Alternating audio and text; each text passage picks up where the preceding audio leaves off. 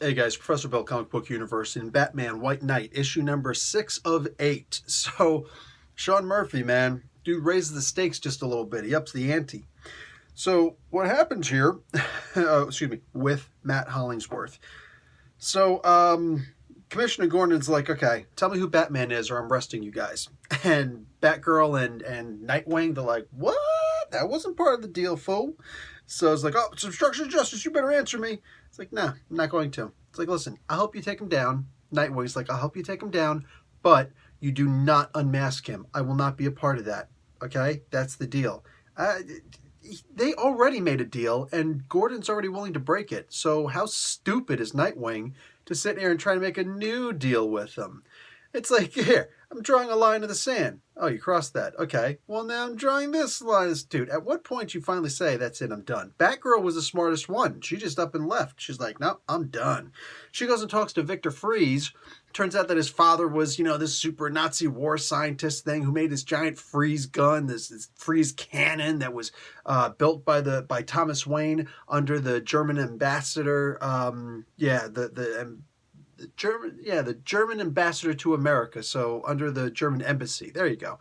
Anyway, so it's not on American soil technically, you know. So like this is wild, man. This is so wild. So we get to see the 1989 Batman movie version of the Batmobile. You guys already saw this one riding down the streets like, yeah! So they're going to line it with lead because they're going to capture Batman by setting off an EMP, and they're going to line the Batmobile with lead. Brother, that would have to be a whole lot of lead to keep out an EMP. I'm just saying. Anyway, at least they turned off the motor. So they did the typical, like, old wives' tale, like old wives know about EMPs. The idea is they did, like, the old wives' tale version of how to protect against an EMP. You're not going to shield against a freaking EMP. Sorry, it ain't going to keep its same shape. So anyway, that's what they do. And it's funny that the Batmobile has a bat symbol keychain to go with it. So anyway, Batman winds up getting blinded. He gets into this huge car crash. He's only blind for a little while. It's just temporary. Anyway, he's bleeding profusely. He's still doing better than what's-his-face, Gordon is. So Batman jumps down from this building top, this roof ledge, lands hard on the ground, and there's the Joker with no shirt on, talking about, yeah, Jack Napier. Let's do it, baby. So he lets Batman get the first punch. I don't think Joker's getting back up after that. I get it that Batman's hurt, but come on, man. Come on. So, anyway, we saw in the previous issue how Joker was learning from the original Harley Quinn how to fight. So, for like, a day? Who cares? I don't care if it was for an entire month.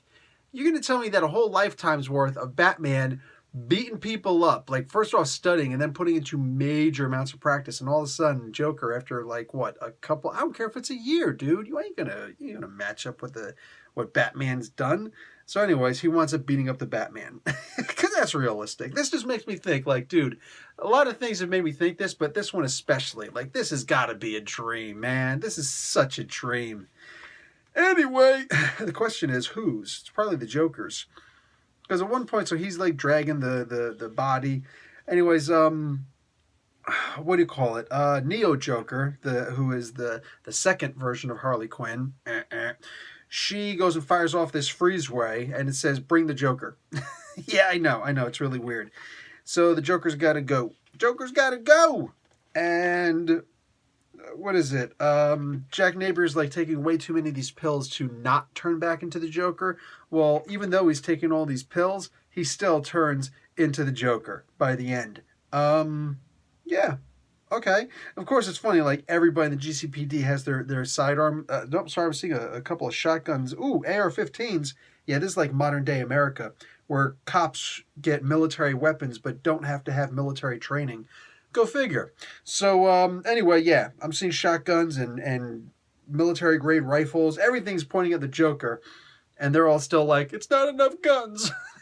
I can hardly blame them.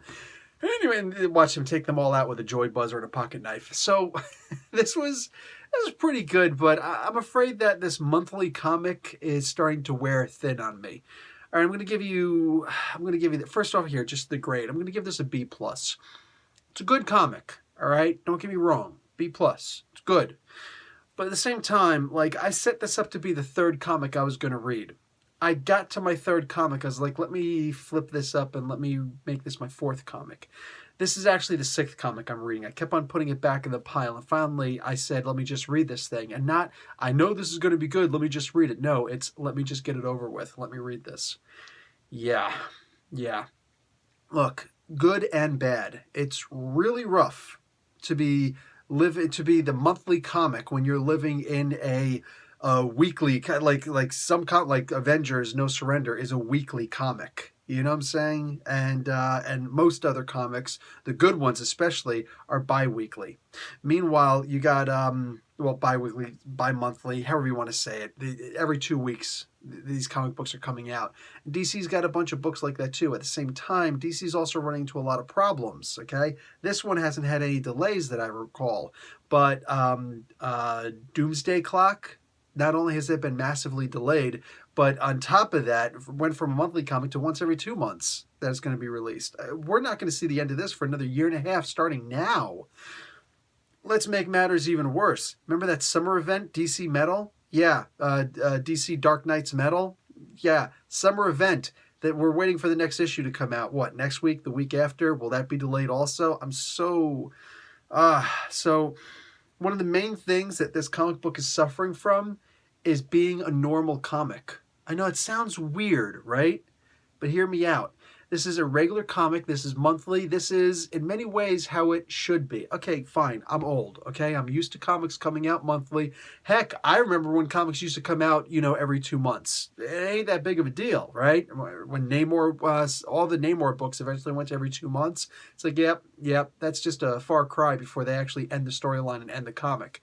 Regardless, I think that we are being massively oversaturated with comics at this point, and I think that this does deserve a separate video on its own, but it's worth mentioning here because that's actually where I think a lot of this drain is coming from.